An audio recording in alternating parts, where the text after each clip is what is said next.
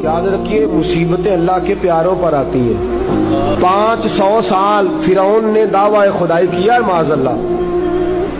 300 साल फिरौन का हाल ये था कि नंगे पांव कांटों पे चलता था और उसके पैर में कांटा भी नहीं चुभता था।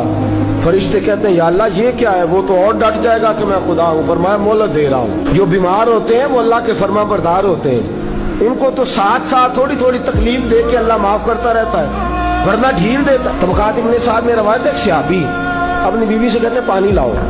रात का वक्त है, आंख खुली तो कहते हैं उठ पानी ला। बीवी प्याले में पानी लाई, सो गए, आंख लग गई। फरमा बरदार बीवी सारी रात पानी लेके खड़ी रही, सारी रात। कभी सुनते थे हम भी बुजुर्गों से कि बीवियां ऐसा करती है, कभी सुना करते थे। वो शौहर भी बड़े तकवा और तारत वाले होते थे तो बीवियां भी बड़ी फरमा बरदार होती है कि सारी रात बीवी पानी का प्याला लेके खड़ी है। सुबह आंख खुली तो अपनी बीवी से कहने लगे क्या बात है तेरी, मांग तू क्या मांगती है? आज तू जैसे कहेगी मैं वैसे कर दूंगा। सारी रात तू खड़ी रही, बोल जिस तरह तू कहेगी।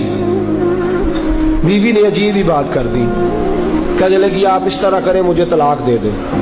अब बात कर बैठे थे कि तू जैसे कहेगी, और सहाबा सच्चाइयां उन पे नाज करती हैं। तेरा वादा है कि तू जैसे मैं कहूंगी तू कर देगा, मुझे तलाक दे दे।